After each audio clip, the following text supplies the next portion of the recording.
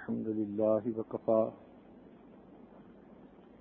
وسلام على عباده الذين اصطفى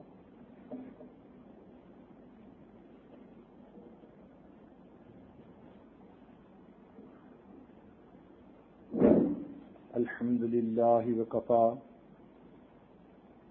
وسلام على عباده الذين اصطفى أما بعد أعوذ بالله من الشيطان الرجيم بسم الله الرحمن الرحيم ومن آياته أن خلق لكم من أنفسكم أزواجا لتسكنوا إليها وجعل بينكم مودة ورحمة إن في ذلك لآيات لقوم يتفكرون وقال الله تعالى في مقام آخر الطيبات للطيبين والطيبون للطيبات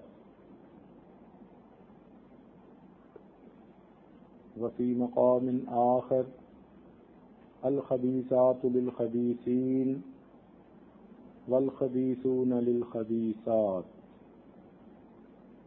وقال رسول الله صلى الله عليه وسلم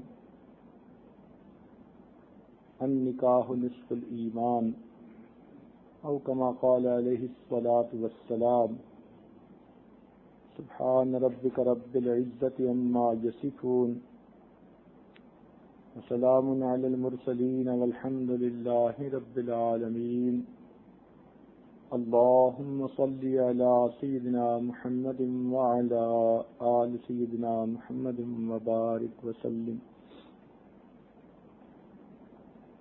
اللهم صل على سيدنا محمد وعلى آل سيدنا محمد وبارك وسلم اللهم صل على سيدنا محمد وعلى آل سيدنا محمد وبارك وسلم ارشاد باری تعالی ہے ومن آیاتہ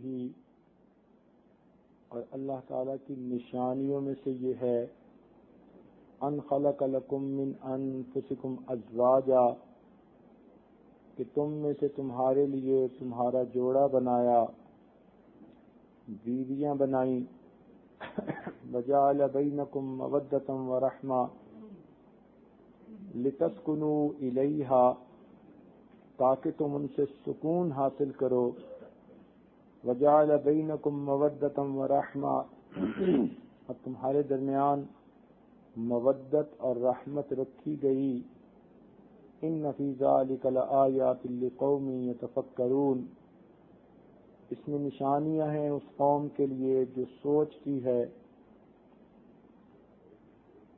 چنانچہ آج کی گفتگو کا عنوان یہ ہے کہ خامدوں کو گھروں میں اپنی بیویوں کے ساتھ کیسے رہنا چاہیے گھر آباد کرنے کے لیے کچھ اصول و ضوابط ہوتے ہیں اگر اس کے مطابق زندگی گزاریں تو گھر آباد ہو جاتے ہیں اور جہاں کوئی اصول ہی نہ ہو کوئی قانون ہی نہ ہو کوئی طریقہ ہی نہ ہو تو وہ گھر تو جانوروں کا ڈربہ ہے اس گھر کے اندر کسی کو سکون نہیں مل سکتا نبی علیہ الصلوۃ والسلام نے ارشاد فرمایا حبب الی من دنیاکم ثلاث تمہاری دنیا میں سے مجھے 3 چیزیں پسند ہیں سبحان اللہ تمہاری دنیا کا لفظ کہہ کر بتلا دیا کہ مجھے اس سے کوئی سروکار نہیں مجھے دنیا سے کوئی محبت نہیں تمہاری دنیا میں سے مجھے 3 چیزیں محبوب ہیں کون کون سی فرمایا الطیب مجھے خوشبو بہت پسند ہے اور دوسری بات فرمایا المرأۃ الصالحہ نیک بیوی وہ مجھے بہت پسند ہے اور تیسرا فرمایا جعلت قرۃ عینی فی الصلاۃ میری آنکھوں کی ٹھنڈک نماز میں بنا دی گئی ہے. یعنی 3 باتیں ایسی کہیں کہ پوری زندگی کے لیے نچوڑ ہیں. اس لیے کہ عطر اور خوشبو سے دماغ معطر ہوتا ہے، نیک بیوی کو دیکھ کر دل کو سکون ملتا ہے، اور نماز پڑھ کر انسان کی روح کو سکون ملتا ہے. گویا یہ 3 چیزیں ایسی ہیں جو انسان کے دل و دماغ کو سکون دیتی ہیں اور انسان کو دنیا میں جنت کے مزوں کا نمونہ محسوس ہوتا ہے. شادی کا بنیادی مقصد کہ میاں بیوی کے ذریعے گناہوں سے بچے اور بیوی اپنے میاں کے ذریعے گناہوں سے بچے. اس لیے ان دونوں کو زندگی کا ساتھی کہتے ہیں. دونوں نے ایک دوسرے کے ذریعے سے گناہوں سے بچنا ہے اور اللہ تعالی کی فرما برداری والی زندگی گزارنے میں ایک دوسرے کا معاون بننا ہے. ان کا تعلق ایک دوسرے کے ساتھ کتنا مضبوط ہے، قرآن مجید نے ایسی مثال دی کہ دنیا کا کوئی مذہب ایسی مثال نہ دے سکا. ارشاد فرمایا ہن لباس لکم وانتم لباس لہن، تمہاری بیویاں تمہارے لیے لباس کی مانند ہیں اور تم اپنی بیویوں کے لیے لباس کی مانند ہو. لباس کے 2 فائدے، ایک تو اس سے انسان کے بدن کے عیب چھپ جاتے ہیں. اگر بے لباس مرد کو کہیں کہ لوگوں میں چلا جائے تو شرم کے مارے اس کو پسینہ آ جائے، اور اگر اسے لوگوں کے سامنے بے لباس کوئی زبردستی کر دے تو جی چاہے کہ زمین پھٹے اور میں اندر اتر جاؤں. تو اس طرح انسان اپنے جسم کے اعضاء کو دوسروں سے چھپاتا ہے. یہ ایک قدرتی شرم اور حیا کا تقاضا ہے. تو لباس کا ایک فائدہ کہ یہ انسان کے عیبوں کو چھپاتا ہے، اور دوسرا فائدہ کہ یہ انسان کو زینت بخشتا ہے. چنانچہ جسم تو چادر سے بھی چھپ جاتا ہے، مگر ہم اچھا لباس پہنتے ہیں سنت طریقے سے. سر پہ امامہ ہو، جبہ ہو، نیچے تہبند یا پاجامہ شلوار ہو، تو اس طرح پہن کر جب ہم چلتے ہیں تو لوگ شخصیت کو دیکھ کر متاثر ہوتے ہیں. معلوم ہوا کہ کپڑوں نے انسان کی شخصیت کو زیبائش بخشی. تو یہ دوسرا فائدہ ہے. یہی 2 مثالیں میاں بیوی کے تعلق کے لیے کہی جا سکتی ہیں کہ اگر بیوی نہ ہو تو خاوند اپنے جنسی تقاضوں کے پیچھے معلوم نہیں کہاں کہاں منہ مارتا پھرے اور لوگوں کے سامنے ذلت و رسوائی اٹھاتا پھرے. میاں بیوی کی زندگی کی وجہ سے اس کی شخصیت کے عیب چھپ گئے. اور دوسری بات کہ اگر مرد کو اکیلا گھر میں رہنا پڑے تو گھر کے اندر بھی بے ترتیبی اور اس کی زندگی کا کوئی کام ڈھنگ کا نہیں ہوگا. نہ اس کا لباس صاف ستھرا ہوگا، نہ اس کے گھر میں کھانے پکانے کا نظم ٹھیک ہوگا. لہذا اس کی زندگی کے اندر جمال نہیں ہوگا، ہر وقت ملال رہے گا. تو بیوی کے آنے سے انسان کی زندگی کو زینت نصیب ہو جاتی ہے. اور ایک تیسری چیز ہے جو اس عاجز کے سمجھ میں آتی ہے کہ لباس انسان کے جسم کے سب سے زیادہ قریب ہوتا ہے. کوئی بھی چیز ایسی نہیں جو لباس سے زیادہ انسان کے جسم کے قریب ہو. تو قرآن مجید نے جو لباس کی مثال دی، تشریح دی، تو بتانا یہ مقصد تھا کہ میاں بیوی کو پیغام مل جائے کہ اے خاوند، تیرے لیے اب زندگی میں سب سے زیادہ قریب ہستی وہ تیری بیوی ہے. اور بیوی کو پیغام دیا گیا کہ تیرے لیے اب زندگی میں سب سے جو قریب ترین ہستی ہے وہ تیرا خاوند ہے. تم دونوں ایک دوسرے کے لباس کی طرح ایک دوسرے کے جسم کے قریب ہو. تو جب کوئی چیز اتنی قریب ہوتی ہے تو صاف ظاہر ہے کہ اس سے انسان کو محبت ہوتی ہے، تعلق ہوتا ہے. تو قرآن مجید نے میاں بیوی کے درمیانی تعلق کو اتنے خوبصورت لفظ کے ساتھ تشبیہ دے کر واضح کر دیا کہ انسان کی عقل اس بات پر حیران ہوتی ہے۔ تاہم شادی کا بنیادی مقصد قرآن مجید میں یہ ہے لِتَسْكُنُوا إِلَيْهَا کہ تاکہ تم اس سے سکون پاؤ۔ معلوم ہوا کہ جو لوگ شریعت و سنت کے اصولوں والی زندگی گزارتے ہیں ان کی زندگی میں سکون ہوتا ہے، اور جہاں آپ دیکھیں کہ میاں بیوی کی زندگی میں سکون نہیں، ہر وقت کا جھگڑا ہے، چخ ہے، ہر وقت کی جلی کٹی باتیں ایک دوسرے کو کرتے سناتے ہیں، بحث مباحثہ ہے، سمجھ لیں کہ کہیں نہ کہیں دال میں کالا ہے، یا بیوی کی طرف سے کوتاہی ہے یا میاں کی طرف سے کوتاہی ہے۔ اور عام طور پر ہمارا تجربہ یہ کہ دونوں طرف سے کوتاہی ہوتی ہے، تالی ایک ہاتھ سے نہیں بجتی، دونوں ہاتھوں سے بجا کرتی ہے۔ تو جب دونوں طرف کمیاں کوتاہیاں ہوتی ہیں تو پھر زندگی کا سکون غارت ہو جاتا ہے، اور انسان کے گھر کی زندگی اس کے لیے جہنم کا نمونہ بن جاتی ہے۔ اب اس پرسکون زندگی کو حاصل کرنے کے لیے قرآن مجید نے دو لفظ بتائے، وَجَعَلَ بَيْنَكُمْ مَوَدَّةً وَرَحْمَةً، اور تمہارے درمیان مودت اور رحمت رکھ دی گئی۔ مودت کہتے ہیں آپس کے پیار، جس میں دوستی کا انداز زیادہ ہو، اس کو مودت کہتے ہیں۔ اور واقعی شادی شدہ زندگی میں دو حصے ہوتے ہیں، ایک جوانی کا حصہ اور ایک بڑھاپے کا حصہ۔ جوانی میں میاں بیوی اگر کسی وقت ایک دوسرے سے لڑ جھگڑ بھی بیٹھتے ہیں تو جنسی تقاضا ایسا ہوتا ہے کہ تھوڑی وقت میں پھر ایک دوسرے کے ساتھ اکٹھے ہوتے ہیں، دونوں کو جنسی خواہش مجبور کرتی ہے کہ ایک دوسرے کے ساتھ اکٹھے ہوں۔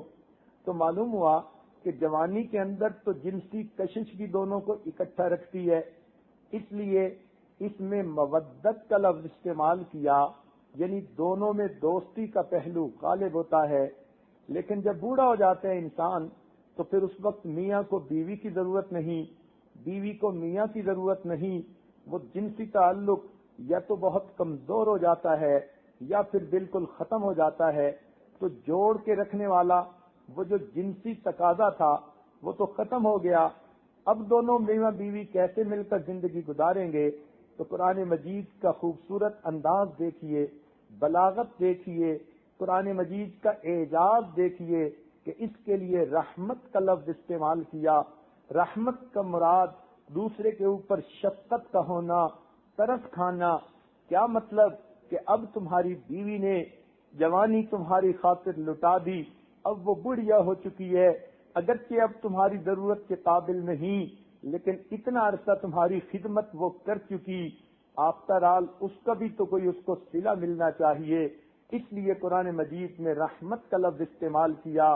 چنانچہ بڑھاپے میں خامند کو یہ سوچنا چاہیے کہ جس عورت لڑکی نے اپنی جوانی میرے نام پر گزار دی، میرے بچوں کی تربیت میں گزار دی، میری خادمہ بن کر اس نے میری زندگی میں جوانی گزار دی، اب وہ بڑھاپے میں اگر بیمار بھی ہے، اب بڑھاپے میں اگر وہ ہڈیوں کا ڈھانچہ بھی ہے، جیسی کیسی ہے، اب اس کا کریڈٹ اتنا بن چکا کہ مجھے اس کو اپنے ساتھ رکھنا ہے اور مجھے اس کو اپنے سے دور نہیں کرنا۔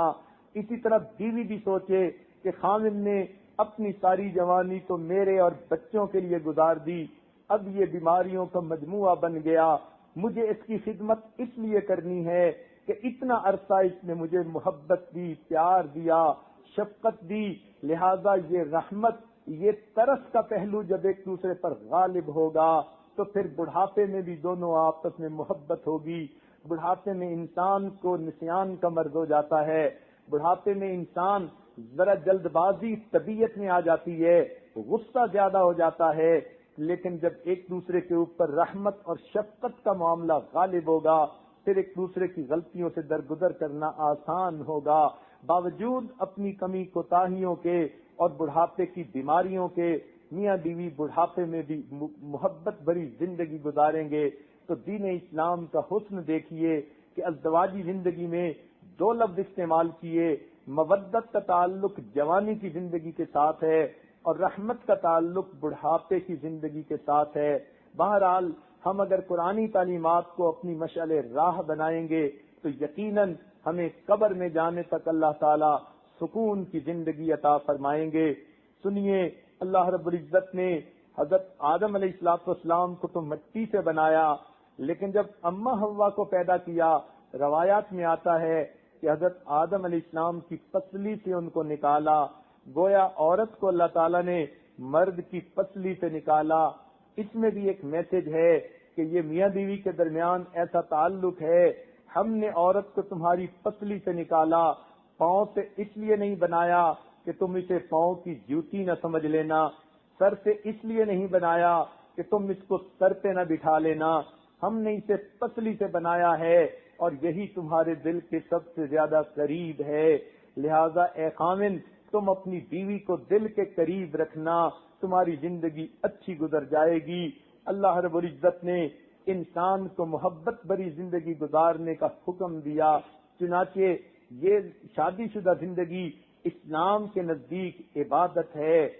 اللہ تعالیٰ فرماتے ہیں لا رہبانیت فی الاسلام، رحمانیت اسلام میں نہیں، فرمایا والرہبانیت نبتدعوہا ما کتبناہا علیہم، کہ رہبانیت جو عیسائیوں نے گھڑ لی تھی وہ تو ایک بدعت تھی، اللہ تعالیٰ نے تو اس کا حکم نہیں دیا۔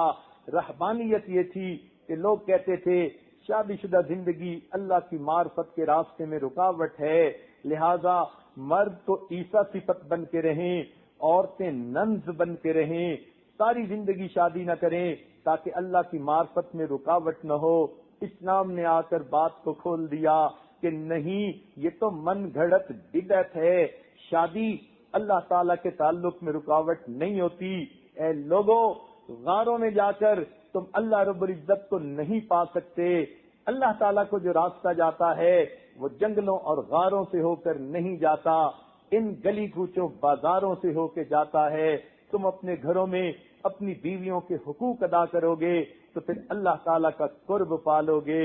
لہذا دین اسلام نے جو ہے محبت و پیار کی زندگی گزارنے کی تلقین دی۔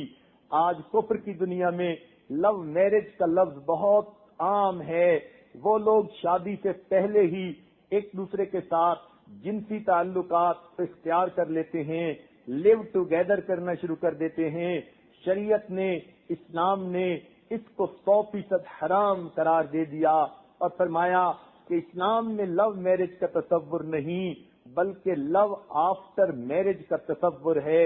جب شادی ہو گئی تو اب آپس میں جتنی محبت و پیار کی زندگی گزار سکتے ہو گزارو۔ شریعت نے شادی کا معاملہ فقط لڑکے اور لڑکی پر نہیں چھوڑا، یہ بات سمجھائی کہ یہ دو انسانوں کا یا جسموں کا ملاپ نہیں، دو خاندانوں کا ملاپ ہے۔ کفر کی دنیا میں شادی دو جسموں کا ملاپ ہوتی ہے اور دین اسلام میں شادی دو خاندانوں کا ملاپ ہوتی ہے۔ اسی لیے لڑکے اور لڑکی کی عمر میں ناتجربہ کاری ہوتی ہے، وہ ایک دوسرے کو صحیح طرح نہیں سمجھ سکتے، جذباتیت غالب ہوتی ہے، ممکن ہے کہ ان کو فیصلہ کرنے میں غلط فہمیاں ہوں اور کل ان کو مصیبتیں اٹھانی پڑیں۔ ماں باپ چونکہ زندگی گزار چکے ہوتے ہیں، a young leading the young is like a blind leading the blind, they can both fall into the ditch، دونوں گڑھے میں گر سکتے ہیں، لیکن صحیح رہنما وہی ہوتا ہے کہ real guide is he who has gone all the roads which you want to go، ایک صحیح راہبر وہی ہوتا ہے جو اس راستے پہ چل چکا ہو جس راستے پہ تم چلنا چاہتے ہو۔ تو ماں اور باپ زندگی گزار چکے ہوتے ہیں، اس لیے شریعت نے کہا کہ لڑکے اور لڑکی کو چاہیے کہ شادی کے معاملے میں ماں باپ کی تجویز کو بھی زیادہ وزن دے، ان کو موقع دے، وہ چناؤ کریں اور چننے کے بعد لڑکے سے بھی پوچھا جائے، لڑکی سے بھی پوچھا جائے، اگر 2-4 پرپوزلز موجود ہیں ان میں سے جو زیادہ بہتر نظر آتی ہے اس کو لڑکا بھی اور لڑکی بھی اپنی پسند کے ساتھ اظہار کر دیا جائے۔ اس طرح جب سب مل کر کریں گے تو پھر ایک ایسا کام ہوگا کہ جس میں سب کی کنسنٹ بھی شامل ہوگی اور تجربے کی وجہ سے دھوکہ کھانے کے بھی چانسز کم ہوں گے۔ کیونکہ کفر کی دنیا میں لڑکا لڑکی مل کے شادی کرتے ہیں، بڑوں کی اس میں کوئی برکت شامل نہیں ہوتی، کوئی مشورہ شامل نہیں ہوتا، اس لیے وہاں پر ایک ایک دو دو سال شادی سے پہلے اکٹھے رہنے کے باوجود جب شادی کرتے ہیں تو ڈائیورس ریٹ 90% سے زیادہ ہو جاتا ہے۔ اب ذرا غور کیجئے، جس معاشرے میں 90% عورتوں کو طلاق ہو جائے، بھلا ان کو دل کا سکون کہاں ملے گا؟ دھکے کھاتی پھرتی ہیں، کبھی ادھر للچا کے دیکھتی ہیں، کبھی ادھر بے سہارا محسوس کرتی ہیں اپنے آپ کو، مگر دین اسلام نے کمزوری کو سامنے رکھتے ہوئے عورت پر شفقت فرمائی اور اس کو یہ پروٹیکشن دی کہ نہیں، نکاح کے ذریعے خاوند تمہارا ذمہ دار بنے گا اور تمہارے ماں باپ اس میں شریک ہوں گے، لہذا وہ تمام رشتے جن میں ماں باپ بھی نیک اور دیندار ہوں اور نیکی اور دینداری کو سامنے رکھیں، بچہ اور بچی بھی اپنی نیکی سامنے رکھیں اور پھر رشتے دین پر طے ہوں، ایسے تمام گھرانوں کے اندر سکون ہوتا ہے اور محبتیں ہوتی ہیں اور پیار ہوتا ہے۔ اس لیے دین اسلام نے لو آفٹر میرج کا تصور دیا۔ جب نکاح ہو گیا، جتنی محبت کرو گے اتنا اللہ تعالیٰ کی طرف سے اجر ملے گا۔ اس اجر کا تصور یہاں تک پیش کیا گیا کہ نبی علیہ الصلوۃ والسلام نے ارشاد فرمایا کہ جب میاں اپنی بیوی کو دیکھ کر مسکراتا ہے، بیوی اپنے میاں کو دیکھ کر مسکراتی ہے، اللہ تعالیٰ ان دونوں کو دیکھ کر مسکراتے ہیں۔ اس سے اندازہ لگانا چاہیے کہ اللہ تعالیٰ محبتوں بھری زندگی کو کتنا پسند کرتے ہیں۔ ہمارا ایک تجربہ ہے کہ ہمارے اس ماحول، مسلمانوں کے ماحول میں 99% مسلمان بچیاں شادی کے وقت جب گھر سے رخصت ہوتی ہیں تو ان کے دل کی یہ نیت ہوتی ہے کہ میں نے آج جا کر اپنا گھر بسانا ہے۔ 99% بچیاں گھر بسانے کی نیت سے گھر سے رخصت ہوتی ہیں، آگے خامن سے منحصر ہے۔ اگر اس نے صحیح برتاؤ کیا گھر آباد ہو گیا، اگر اس نے مس ہینڈل کر لیا گھر برباد ہو گیا۔ تو گھر کی بنیاد یہ خامن پر منحصر ہوتی ہے کہ وہ کس طرح بیوی کو رکھتا ہے۔ بیوی تو آتی ہی اسی نیت کے ساتھ ہے کہ میں نے تو اپنا گھر بسانا ہے۔ آخر کار اس نے ماں کو کیوں چھوڑا، باپ کو کیوں چھوڑا، بہن بھائیوں کو کیوں چھوڑا، اپنے وطن کو کیوں چھوڑا، اپنے گھر کو کیوں چھوڑا؟ سب کچھ اس لیے کہ ایک بندے کی خاطر کہ میں جاؤں گی تو اس کا گھر بساؤں گی۔ جو بچی اتنی قربانیاں دے سکتی ہے وہ اس سے زیادہ بھی قربان کر سکتی ہے، مگر اس کو خامن سے محبت ملنی چاہیے، پیار ملنا چاہیے، اچھے اخلاق ملنے چاہیے۔ تو اس سے معلوم ہوا کہ خامن کا برتاؤ اچھا ہو گھر اچھا بن جاتا ہے، خامن کا برتاؤ برا ہو گھر برباد ہو جاتا ہے۔ اس لیے کسی نے عجیب بات کہی، house is built by hand and house is built by hand but home is built by heart.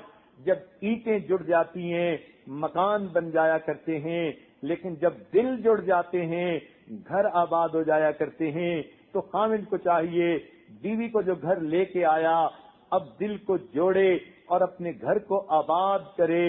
دیکھیے پھر اللہ تعالیٰ کی طرف سے کیسی رحمتیں ہوتی ہیں۔ خامن حضرات کو یہ بات ذہن میں اچھی طرح ذہن نشین کر لینی چاہیے کہ ہر عورت کے 3 تقاضے ہوتے ہیں، وہ 3 چیزوں کی طلبگار ہوتی ہے۔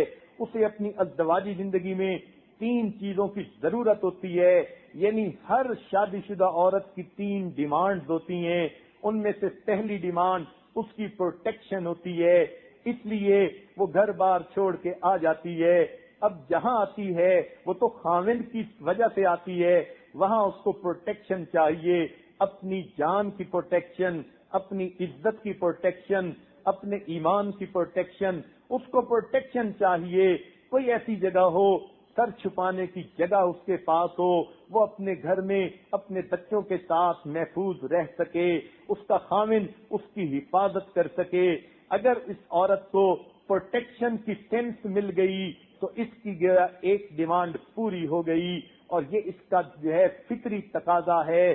اگر خاوند کسی جگہ بیوی کو ایسا رکھتا ہے کہ اس کو پروٹیکشن ہی نہیں دے پاتا تو پھر گھر کیسے آباد ہوگا؟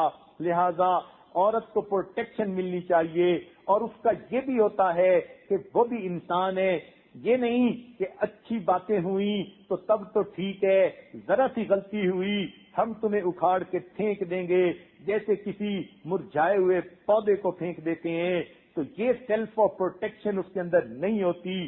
خامد ایسی محبت دے کہ بیوی یہ سمجھے کہ یہ میری اچھائی کو بھی قبول کرے گا، اور اگر مجھ سے کوئی کوتاہی ہوئی، اس کے اندر حلم اتنا ہے، ظرف اتنا ہے کہ یہ میری کوتاہی کو بھی قبول کرے گا، اصلاح کی کوشش کرے گا، یہ نہیں کہ مجھے توڑ کے پھینک دے گا. لہذا سب سے پہلی چیز جو بیوی کی ضرورت ہوتی ہے اس کو پروٹیکشن چاہیے. خامد اس کی اچھائی اور برائی کا ذمہ دار بنے، بیوی کو یہ تسلی دے کہ ہاں تم اب میری خاطر یہاں آئی ہو، اب تمہارے نفع نقصان کا میں ذمہ دار ہوں.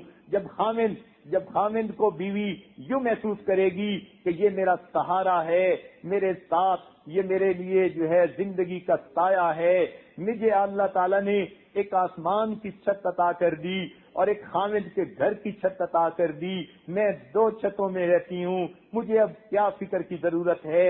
تو عورت کے اندر سے فیئر آف ان نون نکل جاتا ہے. کل کو کیا ہوگا، میرے مستقبل کا کیا بنے گا، عورت کے ذہن سے یہ خطرہ دور ہو جاتا ہے. لہذا عورت گھر میں پرسکون ہو جاتی ہے. تو سب سے پہلی چیز ازدواجی زندگی میں عورت کو پروٹیکشن کی ضرورت ہوتی ہے، اور خامند کو چاہیے کہ وہ یہ پروٹیکشن اسے پرووائڈ کرے. دوسری اس کی ڈیمانڈ جو اس کی شادی شدہ زندگی میں اس کی ضرورت ہوتی ہے کہ اس کو اپنے میاں کی اٹینشن چاہیے ہوتی ہے، خامند کی توجہ چاہیے. خامند اپنی بیوی کو وقت دے، اس کے ساتھ وقت گزارے، اس کا حال احوال پوچھے. یہ نہیں کہ خامند جو ہے وہ دفتر کے کاموں میں مصروف ہے اور بیوی گھر میں بیمار ہے تو کئی دن اس کی طبیعت پوچھنے کی فرصت نہیں، اس کو ڈاکٹر کے پاس لے جانے کی فرصت نہیں. جب عورت کو جو ہے یہ محسوس ہوگا کہ میرا خامند تو مجھے توجہ ہی نہیں دیتا، میری جو ہے وہ کسی ضرورت کا خیال ہی نہیں رکھتا، تو عورت کبھی بھی پرسکون زندگی نہیں گزار سکتی. لہذا خامند کی ذمہ داریوں میں سے ہے کہ وہ اپنی بیوی کو اٹینشن دے. اٹینشن کا یہ مطلب نہیں ہے کہ گھر آ کے وقت تو گزار لیا مگر سارا وقت لڑتے جھگڑتے گزار دیا، اسے اٹینشن نہیں کہتے. یہ تو الٹا دوسرے کو بے سکون کر دینا ہوتا ہے. اٹینشن سے مراد کہ دوسرے کو توجہ ملے، اس کو سیٹسفیکشن ملے، ہر طرح کی سیٹسفیکشن، مورل سیٹسفیکشن اس کو دینا، یہ بھی خامند کی ذمہ داری. سیکسول سیٹسفیکشن دینا یہ بھی مرد کی ذمہ داری. تو اس کو سیٹسفیکشن پرووائڈ کرنا، تسلی مل جائے کہ خامند میرے پاس آیا، اس کے زندگی کے کتنے باتیں ہوتی ہیں اس نے اپنے خامند سے کرنی ہوتی ہیں. خامند تو کبھی دفتر میں مصروف، کبھی اپنے بزنس میں مصروف، اور وہاں سے جب واپس آتا ہے تو بیوی بیچاری نے کتنی باتیں ہوتی ہیں جو خامند کے ساتھ شیئر کرنی ہوتی ہیں. اب یہ میاں اگر کھانا کھا کے سو جائے گا اور بیوی سے بات بھی نہیں کرے گا تو پھر اس کو وہ مورل سپورٹ کہاں سے ملے گی. تو گویا یہ مورل سپورٹ یہ بھی خامند نے اس کو پرووائڈ کرنی ہوتی ہے. اس کو شیئر کرنے کا موقع ملنا چاہیے، وہ اپنے دل کا دکھ بتا سکے، اپنے دل کا سکھ بتا سکے، وہ اپنی ہر ضرورت کو پورا کر سکے اپنے میاں کے ساتھ. اس کو کہتے ہیں خامند کی اٹینشن اس کو مل جانا. یہ نہیں کہ میاں جو ہے باہر سے آیا، بیوی اس کے لیے بنی سنوری اور گھر کو صاف ستھرا کر کے کھانا تیار کر کے بیٹھی ہے، خامند آئے گا اور میرے ساتھ کھانا کھائے گا، اور خامند صاحب اپنے بزنس کے کسی معاملے میں موڈ آف کر کے آئے اور آتے ہی کہنے لگے کھانے کی ضرورت نہیں، میں تو سو جاؤں گا. سوچئے پھر اس بیوی کے دل پہ کیا گزرے گی. تو پہلی چیز اس کو پروٹیکشن کی ضرورت ہوتی ہے، اور دوسری چیز اس کو خامند کی اٹینشن کی ضرورت ہوتی ہے. اب اگر خامند اس پر توجہ نہ دے، ساس سسر جتنا مرضی قربان ہوتے پھریں، اس کی نندیں اس کے جتنے مرضی گن گاتی پھریں، بیوی کو کبھی سکون نہیں مل سکتا، وہ ہمیشہ پریشان رہے گی، اس لیے کہ اس کو خامند کی توجہ نہیں ملتی.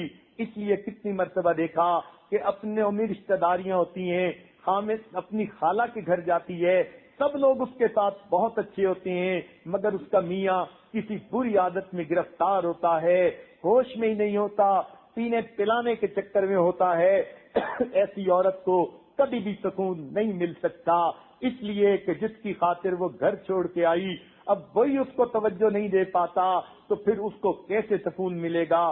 تو یہ اس کی شرعی ضرورت ہے اور ڈیمانڈ ہے، اور یہ خامد کی رسپانسبلٹی ہے کہ وہ بیوی کو اٹینشن دے تاکہ وہ بیوی اپنے دل کا دکھ سکھ اس کے ساتھ کر سکے، اپنا وقت اس کے ساتھ گزار سکے۔ اور ایک تیسری چیز کہ بیوی چاہتی ہے جب میں خامد کے لیے ہر چیز کی حفاظت کرتی ہوں، خامد کے کہنے کے مطابق ہر کام کو پورا کرتی ہوں، تو میرے اچھے کام پر مجھے شاباش ملنی چاہیے، تعریف ہونی چاہیے، میری قدر ہونی چاہیے۔ جب اچھے کام بیوی کرے اور خامد اس کی پرواہ نہ کرے، وہ انکنسیڈریٹ بن جاتا ہے، پھر بیوی کو کہاں سکون ملے گا؟ کیونکہ اس نے تو بیوی کی جو ہے کسی اچھی بات کا دھیان ہی نہ دیا۔ بیوی اس کی خاطر اچھے اچھے کھانے بناتی ہے، یہ کھا تو لیتا ہے مگر کوئی ایک بات ایسی نہیں کہتا جس سے اس کی انکریجمنٹ ہو یا جس سے اس کو ورڈ آف سیٹسفیکشن مل جائیں، ورڈز آف انکریجمنٹ مل جائیں، تو پھر بیوی کو سکون نہیں ملتا۔ لہذا تین چیزیں ابتدا میں یہ بات سمجھ لیجئے کہ ہر دنیا کی ہر بیوی کی یہ ضرورت ہوتی ہیں۔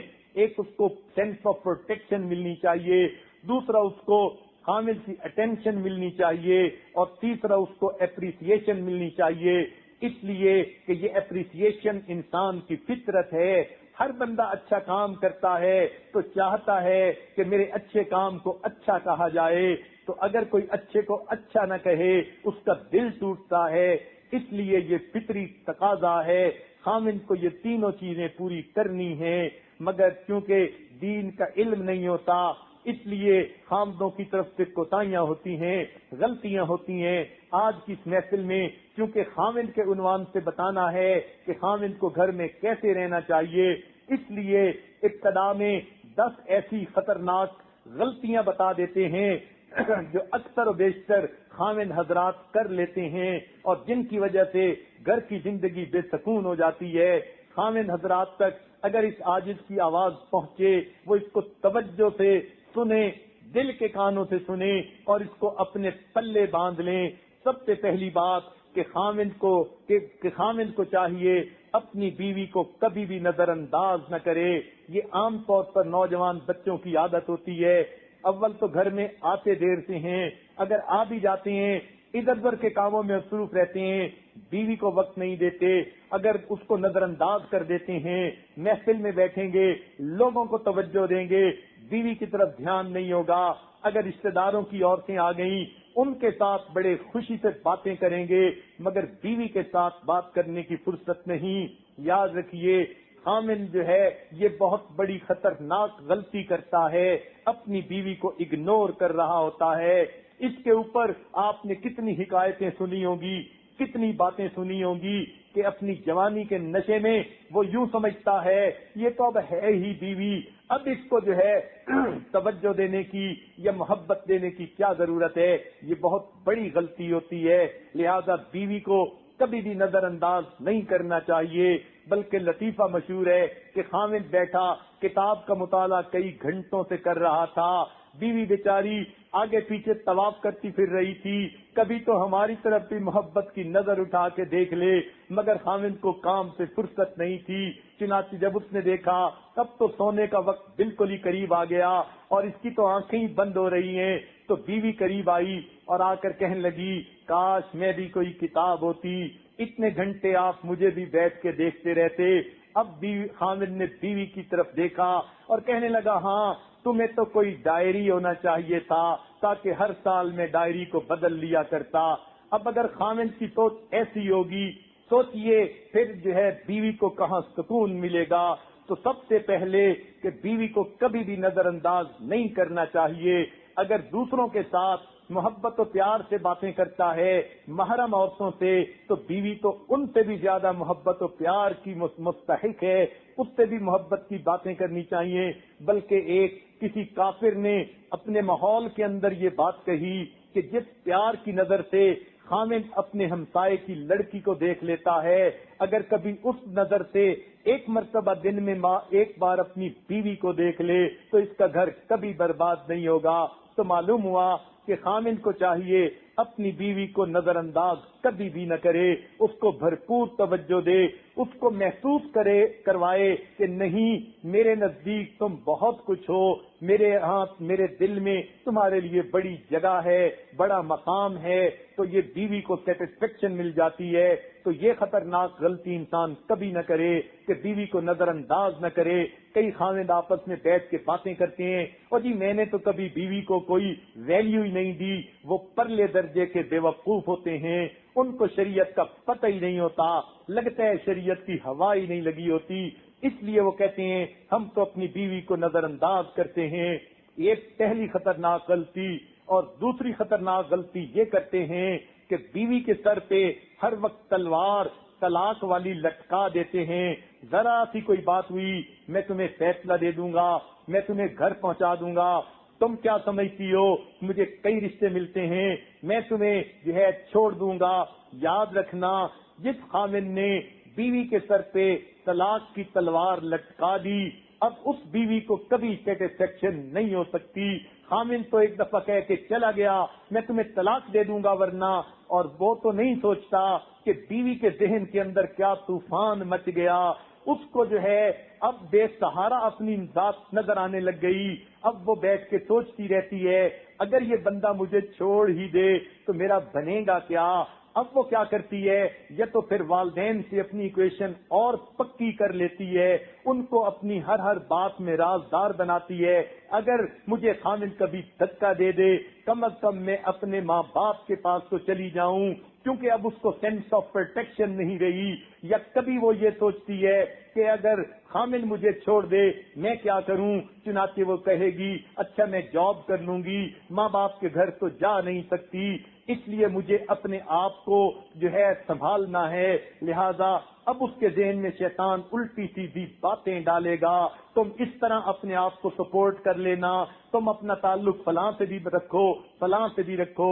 بلکہ ہم نے تو یہ تجربہ کیا کہ جو لوگ کہتے ہیں ہم تمہیں طلاق دے دیں گے، بات پر ان کی بیویاں اگر دیندار نہ ہو تو وہ دوسرے مردوں کے چکر میں پڑ جاتی ہیں، ان کو بھی سٹینڈ بائی کے طور پر رکھتی ہیں، پھر ان کے ذہن میں گناہ نہیں رہتا۔ شیطان ان کو سکھاتا ہے یہ خاوند تو پتہ نہیں کب تمہیں چھوڑ دے، اور ماں باپ کے گھر جا کے تو میں نے بیٹھنا نہیں، لہذا اب مجھے کسی اور کو سٹینڈ بائی رکھنا چاہیے۔ لہذا یہ عورت اپنے خامد کے گھر رہتے ہوئے کسی نہ کسی سے اپنا تعلق اس درجے میں رکھتی ہے اگر یہ مجھے چھوڑے تو کوئی دوسرا اپنانے والا ہو۔ معلوم ہوا کہ یہ الفاظ، یہ تھریٹ ایسی ہے کہ یہ عورت کے لیے گناہوں کا دروازہ کھول دیتی ہے۔ خامدوں کو عقل کے ناخن لینے چاہیے اور یہ لفظ ان کو قطعاً استعمال نہیں کرنے چاہیے۔ جب بیوی بنا کے اپنا لیا، اب زندگی گزارنے کے سودے ہیں، جب تم اس کو تسلی دو گے وہ تمہارا گھر آباد کرے گی، تو یہ کتنی بے وقوفی کی بات ہے۔ چھوٹی چھوٹی باتوں میں اس کو کہتے ہیں میں تمہیں ڈائیورس کر دوں گا، میں تمہیں گھر پہنچا کے آؤں گا، ہاں میں تمہیں ماں باپ کے گھر بھیج دوں گا۔ تو اس سے کیا ہوتا ہے کہ عورت کے ذہن میں فیئر آف ان نون رہتا ہے، لہذا وہ خامد کے ساتھ کبھی وفادار نہیں رہتی۔ خامد نہیں سمجھتا طلاق کا لفظ عورت کے لیے بجلی کی طرح ہوتا ہے، لہذا اس لفظ کو کبھی بھی استعمال نہیں کرنا چاہیے۔ ویسے بھی حدیث پاک میں آتا ہے کہ جتنی چیزوں کو اللہ نے جائز فرمایا ان میں سب سے ناپسندیدہ چیز طلاق ہے، تو شریعت نے اس کو پسند نہیں کیا۔ ہاں ضرورت اور موقع کے مناسب کبھی ضرورت پڑ جاتی ہے کہ طلاق ہی علاج ہوتا ہے کسی کے حل کے مسئلے کا، تو اس لیے شریعت نے جائز تو کہہ دیا مگر اس کو پسند نہیں کیا۔ لہذا خامدوں کو چاہیے طلاق کا لفظ کبھی اپنی زبان سے مت نکالیں۔ چنانچہ ہمارے تجربے میں ایک بات آئی، ایک میاں بیوی تھے، میاں صاحب نے ایم اے کیا ہوا تھا، کالج کے اندر پروفیسر تھے، اور ان کی بیوی نے ایم اے LLB کیا ہوا تھا۔ دونوں نیک دیندار تھے، جوان العمر تھے، مگر دونوں کے گھر میں کھٹ بٹ رہتی تھی، کوئی پرسکون زندگی نہیں تھی۔ شادی کو 7 سال گزر گئے، 10 سالوں میں کوئی سکون کا دن انہوں نے شاید گزارا ہوگا۔ چنانچہ جب دونوں سلسلے میں داخل ہوئے تو دونوں کے اپنی اپنی طرف سے یہ بات پہنچائی. بیوی نے علیحدہ خط میں لکھی, خاوند نے علیحدہ بیٹھ کر بات کی کہ ہم آپس میں کوئی سیٹ نہیں ہو پائے, اگرچہ لکھے پڑے ہیں, اگرچہ ہم دیندار ہیں, لیکن لگتا ہے کہ ہماری گاڑی لمبی نہیں چلے گی. اس عاجز نے ذرا دونوں سے بات معلوم کی تو پتہ چلا کہ میاں صاحب کی عادت تھی ذرا سے غصے میں آ کے کہہ دیتے میں لکھا پڑھا ہوں, پروفیسر ہوں, اور اگر تم جو ہے میری بات نہیں مانو گی میں تمہیں طلاق دے کے دوسری شادی کر لوں گا. اس کی وجہ سے عورت کے اندر انسیکیورٹی آ گئی تھی اور وہ بھی پھر میاں کے ساتھ جھگڑے کرتی تھی. جب اس عاجز نے ڈائگنوز کر لیا کہ ان دونوں کے درمیان اصل مرض یہ ہے تو ایک مرتبہ دونوں کو بلایا, بیوی پردے میں آئی, خاوند آیا, خاوند اور بیوی کو بٹھا کر کہا آپ دونوں کی جو ہے خوشیوں کا ایک حل اس عاجز کے پاس موجود ہے. وہ کہنے لگے کیا؟ میں نے خاوند سے کہا وعدہ کرو گے کہ اس کو پورا کرو تو پھر میں وہ حل آپ کو بتاتا ہوں, مگر اس کے بعد تمہاری زندگی جنت کا نمونہ بنے گی. وہ بڑے حیران ہو گئے, ایسا کون سا حل ہے؟ میں نے خاوند سے وعدہ لیا کہ یہ میرے ساتھ وعدہ کرو کہ تم اپنی بیوی کو طلاق نہیں دے سکتے جب تک کہ تم مجھ سے مشورہ نہیں کر لو گے, اور میں بھی ہاں نہیں کہہ دوں گا. خاوند نے جب یہ وعدہ کیا اب بیوی کو پروٹیکشن مل گئی, سیکیورٹی مل گئی. چنانچہ جب واپس گئے اس کے بعد کبھی بھی ان کے درمیان دوبارہ جھگڑا نہیں ہوا, اس لیے کہ بیوی کو اب یقین ہو گیا حضرت صاحب سے میرے خاوند نے وعدہ کر لیا اب یہ طلاق مجھے نہیں دے سکتا, لہذا اب اس کو زندگی کی سکون نصیب ہو گیا. تو خاوند لوگ یہ بہت بڑی کوتاہی کر لیتے ہیں, ان کو پتہ ہی نہیں ہوتا کہ یہ لفظ عورت کے ذہن میں کتنا انقلاب برپا کر دیتا ہے, اس کو ذہن میں منافقت پیدا کر دیتا ہے, اس کی شخصیت کو توڑ کے دو میں بدل دیتا ہے, سپلٹ پرسنالٹی وہ بن جاتی ہے. طلاق کا نام سن کر اس کے دماغ میں شیطان کسی دوسرے غیر محرم کا تعلق ڈال دیتا ہے, گناہوں کے دروازے کھل جاتے ہیں. وہ بساتی گھر کسی اور کا ہے مگر دل میں کسی اور کو بسا رہی ہوتی ہے. یہ کتنی واہیات اور بری بات ہے. لہذا خامدوں کو چاہیے کہ وہ طلاق کی تھریٹ کبھی بھی نہ دیں. ہاں مسائل ہوتے ہیں, پرابلمز ہوتے ہیں, ان کے جائز اور بھی طریقے ہیں سمجھانے کے. ایک طلاق کا لفظ تو سمجھانے کے لیے اللہ نے نہیں بنایا, لہذا چاہیے کہ ہمیں اس کے سمجھانے کا طریقہ جو ہے وہ اختیار کرنا چاہیے. قرآن مجید میں جہاں میاں بیوی کے درمیان کوئی رنجش ہوئی یا بیوی نے غلطی کی تو قرآن مجید نے اس کی تعدیب کا طریقہ بتایا. سب سے پہلی بات سمجھائی کہ تم اس سے اپنے جو ہے وہ بولنا بند کر دو, یعنی بولنا جو ہے کم کر لو. تو جب کم کرو گے تو صاف ظاہر ہے کہ وہ تمہیں منا لے گی, غلطی سے ہٹ آئے گی. اور اگر یہ بھی نہیں تو وَاهْجُرُوهُنَّ فِي الْمَضَاجِعِ, پھر تمہیں چاہیے کہ تم اس کو جو ہے بستر جدا کر لو تو وہ پھر سمجھ جائے گی کہ میاں مجھ سے واقعی ناراض ہے. اب جب اتنی باتیں بتائی گئیں تو اس میں کہیں طلاق کا لفظ تو نہیں لیا گیا, تو معلوم ہوا شریعت بھی چاہتی ہے کہ سمجھانے کے طریقے اور بھی ہیں, پہلے ان کو کیا جائے. حتیٰ کہ اگر وہ فحش غلطی گناہ بھی کر بیٹھی ہے, شریعت کہتی ہے اس کے بعد تم اس کو اگر مارنا بھی چاہو تو شریعت تمہیں تھوڑی اجازت دے گی, مگر اس کی بھی حدود و قیود ہیں. اور یہ عام بات پہ نہیں کہ نمک تیزوں پہ ہاتھ اٹھا لیا, یہ اس عورت کے لیے ہے کہ جو اخلاقی غلطی کر بیٹھی. اس پر مرد کو حکم دیا گیا کہ پہلے تم اس سے ناراض ہو, وہ تمہیں منائے, پھر بھی نہیں سمجھی بستر جدا کر لو, پھر بھی نہیں سمجھی اب ذرا اس کو تھپڑ بھی 2-4 لگا دو, مگر پشت پہ لگاؤ, چہرے پہ نہیں لگا سکتے. ایک صاحب کہنے لگے وہ جی اسلام میں بیوی کو مارنے کا حکم ہے. میں نے اسے کہا کہ مارنے کا حکم تو ہے مگر کس صورتحال میں؟ کہنے لگا ہاں اگر وہ کوئی اخلاقی غلطی کر لے پھر مارنے کا حکم ہے. میں نے کہا آپ کیا چاہتے ہیں کہ وہ اخلاقی غلطی کر کے آئے, اب خامند کو چاہیے کہ اس کو حلوہ کھلائے کہ ہاں تم نے بہت اچھا کام کیا, میں تمہیں آئس کریم لا کے کھلاتا ہوں. اس کا تو حل یہی ہے, جب سمجھانے سے بھی نہیں سمجھ رہی تو پھر ایک وقت ایسا آتا ہے کہ باتوں کے لاتوں کے بھوت پھر باتوں سے نہیں مانا کرتے، اس لیے شریعت نے پھر اس کو علاج کے طور پر یہ کڑوی دوا پلانے کا حکم دیا۔ مگر اس دوران کہیں طلاق کا لفظ تو نہیں آیا قرآن کی آیت میں، تو معلوم ہوا کہ شریعت بھی یہ چاہتی ہے کہ مسائل کا حل ڈھونڈا جائے، مگر طلاق حل نہیں ہے۔ طلاق کا جہاں حکم آیا شریعت کہتی ہے فبعثوا، جو ہے تم بلاؤ اپنوں میں سے بھی 2 بندے، ان کے بھی 2 بندے، وہ بھی آپس میں بیٹھ کے مشورہ کریں۔ تو معلوم ہوا کہ طلاق سے پہلے بھی مشورت کو رکھا گیا، تو طلاق تو سب سے آخری چیز ہوتی ہے، اس سے پہلے کتنے مراحل ہیں۔ تو خامدوں کو یہ بات اچھی طرح سمجھنی چاہیے، ذرا سی بات پہ کہہ دینا تمہیں طلاق دے دوں گا، یہ انتہائی پرلے درجے کی بے وقوفی ہوتی ہے۔ اسی طرح تیسری خطرناک غلطی، خامد ہر وقت بیوی کو کہتے رہتے ہیں کہ تم تو اتنی خوبصورت نہیں، میں دوسری شادی کر لوں گا۔ یہ دوسری شادی کی دھمکی دینے کی کیا ضرورت ہوتی ہے؟ گو شریعت نے مرد کو اجازت دی کہ وہ 4 شادیاں کر سکتا ہے، لیکن ہمارے ماحول معاشرے میں جب مرد کے سب تقاضے اس کی بیوی پورا کر رہی ہے، اس کو کیا مصیبت پڑی ہے کہ وہ اس بیوی کو دوسری شادی کی دھمکی دے یا توکن لانے کی دھمکی دے، خواہ مخواہ اس کی زندگی میں بھی پریشانی پیدا کرے، اپنی زندگی میں بھی پریشانی پیدا کرے۔ یاد رکھنا 2 بیویوں کے درمیان عدل و انصاف کرنا یہ انسان کے اوپر فرض ہوتا ہے، اور یہ عدل کرنا انسان کے بس کی بات نہیں ہوتی۔ سنیے قرآن مجید اس پر گواہی دے رہا ہے، ارشاد فرمایا وَلَن تَسْتَطِيعُوا أَن تَعْدِلُوا بَيْنَ النِّسَاءِ وَلَوْ حَرَصْتُمْ، تم کتنے حریص کیوں نہ ہو جاؤ، تمہارے اندر کتنا ٹھرکی پن کیوں نہ ہو، تم 2 بیویوں کے درمیان انصاف نہیں کر سکتے۔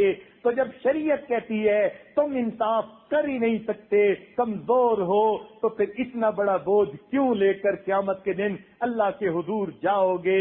اس لیے حدیث پاک میں آتا ہے جس بندے کی 2 بیویاں ہوں اور وہ ان کے درمیان انصاف نہ کرتا ہو، قیامت کے دن فالج زدہ انسان کی طرح اللہ تعالیٰ کے سامنے اس کو کھڑا کیا جائے گا، اور پھر اس کو شرمندگی ہوگی کہ میں نے اپنی بیویوں میں نا انصافی کی۔ تو جب اتنا انصاف ہم کر ہی نہیں پاتے، یہ بہت بڑا چیلنج ہے، لہذا دوسری شادی کوئی چھوٹی سی بات نہیں ہوتی، تو ایسی دھمکی دینے کی کیا ضرورت ہوتی ہے؟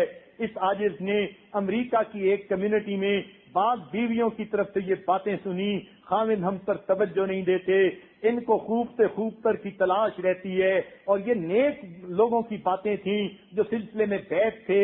جب اس عاجز نے کمیونٹی کی کئی عورتوں کی طرف سے یہ پیغام سنا یا محسوس کیا، تو پھر خاوندوں کی ذرا ایک کلاس لی، ان کو بلا کر بٹھایا، ذرا حال احوال پوچھے۔ پتہ یہی چلا کہ اس ماحول میں چونکہ ان کو ہر طرف گوری لڑکیاں ملتی ہیں، ایک سے بڑھ کر ایک خوبصورت ہوتی ہے، تو ذہن اسی طرف رہتا ہے کہ یہ بیوی تو اتنی خوبصورت نہیں، فلاں لڑکی زیادہ خوبصورت ہے، اس کے ساتھ بھی شادی ہو سکتی ہے۔ تو اب دوسری شادی کا خیال ان کے ذہن میں ہے، کریں یا نہ کریں یہ اور بات ہے، مگر آپشن ان کو نظر آتی ہے، لہذا اس وجہ سے وہ گھر میں بیویوں کو پوری طرح پیار نہیں دیتے۔ لہذا اس عاجز نے ان سب کو ایک مرتبہ بلایا اور خوب ان کی اچھی طرح کلاس لی، اور ان کو کہا کہ تم اپنے ذہنوں سے آج یہ نکال دو کہ تم نے دوسری شادی کرنی ہے، جس سے پہلے کر لی، ذرا اس کو تو مطمئن کر کے ہمیں دکھا دو۔ جب اس کو مطمئن کرو گے تب تمہارے بارے میں اگلی بات سوچیں گے، کیونکہ ان کا بیت کا تعلق تھا، اور اس میں نیک دیندار اور متقی لوگ تھے، بڑے بڑے عالم لوگ تھے، کئی بڑے بڑے حافظ تھے، قاری تھے، اور دوسرے آفیسر حضرات تھے، کافی سارا مجمع تھا۔ جب سب کو اچھی طرح یہ بات سمجھائی گئی اور ان سے یہ وعدہ لیا گیا کہ تم اپنی موجودہ بیوی کو مطمئن کرو گے تو پھر تم میرے پاس آنا کہ اب ہمیں دوسری کی ضرورت ہے۔ جب وہ وعدہ کر کے گئے، چنانچہ 1 ہفتے کے اندر وہ خود واپس آئے اور کہنے لگے حضرت عجیب بات ہے، جس دن سے دوسری شادی کا خیال ہم نے ذہن سے نکال دیا، اب ہمیں یہ بیوی اتنی پیاری لگنے لگ گئی، شکل بھی اچھی لگتی ہے، عقل بھی اچھی لگتی ہے، کام بھی اچھے لگتے ہیں، گھر کے اندر سکون محسوس ہوتا ہے، اب ہم نے 100% نظروں کی حفاظت بھی کر لی ہے، تو یہ بہت بڑی خطرناک غلطی ہوتی ہے کہ خاوند اپنی بیوی کو دوسری شادی کی دھمکی دیتا رہتا ہے، ایک کو سنبھال نہیں سکتے اور دوسری کی باتیں کرتے ہیں۔ یہ تو ایسا ہی ہے کہ ایک آدمی ایک من بوجھ تو اٹھا نہ سکے کہ گردن ٹوٹی جا رہی ہے اور پھر جو ہے وہ دعوے کرے میں 1 من اور سر پہ اٹھا لوں گا، پھر تیری ریڑھ کی ہڈی ٹوٹے گی، تیرا تماشا دنیا دیکھے گی۔ یہی حال اس خامد کا ہوتا ہے، لہذا یہ خطرناک غلطی کبھی نہیں کرنی چاہیے، اپنی بیوی کو دوسری شادی کی دھمکی دینا۔ یاد رکھنا، اگر تمہیں دوسری بیوی مل سکتی ہے، تمہاری بیوی کو دوسرا خامد بھی مل سکتا ہے۔ اگر تمہارے ریئیکشن میں آ کے کبھی بیوی نے یہ جواب دے دیا ہاں میں بھی دوسری شادی کر کے دکھاؤں گی، تو کیا لڑکی کو لڑکا نہیں مل سکتا؟ پھر تمہارا کیا بنے گا؟ لہذا یہ انتہائی بڑی بے وقوفی ہوتی ہے، بیوی کو کبھی دوسری شادی کی دھمکی نہیں دینی چاہیے۔ چوتھی خطرناک غلطی عام طور پر خامن لوگ یہ کر لیتے ہیں کہ اپنی بیوی کی کسی غلطی پر اسے لوگوں کے سامنے روک ٹوک کرتے ہیں، لوگوں کے سامنے اس کا مذاق اڑا لیتے ہیں، لوگوں کے سامنے اس کو بے عزت کر دیتے ہیں، ڈانٹ پلا دیتے ہیں۔ اپنے طور پہ تو وہ اچھے بن جاتے ہیں، دوسروں کو میسج مل جاتا ہے کہ دیکھو گھر میں میرا کتنا کنٹرول ہے، بہن کے سامنے بیوی کو ڈانٹ پلا دی، ماں کے سامنے بیوی کو ڈانٹ پلا دی، اور بہن اور ماں کی نظر میں بڑے اچھے بن گئے کہ ہاں ہمارا بیٹا تو بڑا کنٹرول رکھتا ہے گھر میں۔ بہن کہتی ہے میرے بھائی کا تو گھر میں بڑا کنٹرول ہے، تو ماں بہن کی نظر میں اچھے بن گئے، مگر اپنی بیوی کی نظر میں تم نے اپنے وقار کو صفر بنا دیا۔ اس لیے ہر ایک کی اپنی عزت نفس ہوتی ہے، جب کسی کی عزت نفس کو مجروح کیا جائے گا تو پھر اس انسان کا دل ٹوٹ جائے گا، اور یہ چیز گناہ ہوتی ہے۔ ارے چھوٹے بچے کو لوگوں کے سامنے ڈانٹ دیا جائے، وہ رونا شروع کر دیتا ہے، اس کی عزت نفس مجروح ہوتی ہے، اور عورت تو پھر بالآخر بڑی ہوتی ہے، اس کو تو عزت نفس کی زیادہ پرواہ ہوتی ہے، لہذا اس کی عزت نفس کا خیال کرنا چاہیے، اس کو نصیحت کرنی ہے، تنہائی میں کرو، اور اگر تعریف کرنی ہے لوگوں کے سامنے کرو، اس کو زندگی کا اصول بنا لو۔ تنہائی میں بیوی کو اگر جلی کٹی بھی سنا دو گے بیچاری برداشت کر جائے گی، مگر لوگوں کے سامنے کی ذلت برداشت کرنا مشکل ہوتا ہے۔ اس لیے کسی کی ایگو کو ہرگز جو ہے ٹریگر نہیں کرنا چاہیے، اور یہ بات ذہن میں رکھیں کہ بیوی کو دوسروں کے سامنے کبھی بھی اس طرح تنقید کا نشانہ نہ بنائے۔ وہ زندگی کی ساتھی ہے، تھوڑا وقت دونوں کو علیحدگی میں ملتا ہے، ایک دوسرے کو سمجھا لو، جو سمجھانا ہے۔ لوگوں میں تم اس قسم کی باتیں کرو گے تمہاری اپنی ایکویشن ان بیلنس ہو جائے گی۔ لہذا چوتھی غلطی کہ لوگوں کے سامنے اپنی بیوی کو بے عزت نہیں کرنا چاہیے، عزت نفس کو مجروح نہیں کرنا چاہیے، بلکہ ماہر نفسیات نے لکھا ہے کہ بچہ جب تنہائی میں گرتا ہے اور اس کو زیادہ چوٹ لگتی ہے وہ نہیں روتا، اٹھ کے کھڑا ہو جاتا ہے، لیکن اگر لوگوں کے سامنے گر جائے آدھی چوٹ بھی لگے رونا شروع کر دیتا ہے، اس لیے کہ لوگوں کے سامنے اس کی عزت نفس مجروح ہوتی ہے، وہ درد سے نہیں رو رہا ہوتا، عزت نفس مجروح ہونے کی وجہ سے رو رہا ہوتا ہے۔ لہذا عزت نفس کو مجروح کبھی بھی انسان نہ کرے۔ اور یہ 4 باتیں ہوئیں۔ 5ویں خطرناک غلطی عام طور پر خامد یہ کرتے ہیں کہ بیوی کو وقت نہیں دیتے، بلکہ وقت ملا، اب امی کے پاس بیٹھے باتیں چل رہی ہیں اور رات کے 12 بج گئے، نیند سے جب آنکھیں پر ہو گئیں اب کمرے میں آ کے دھم سے لیٹ گئے، اور بیوی سے بات بھی نہیں، کوئی پوچھنا بھی نہیں کہ تم جیتی ہو یا مرتی ہو، تمہاری طبیعت ٹھیک ہے یا بیمار ہو۔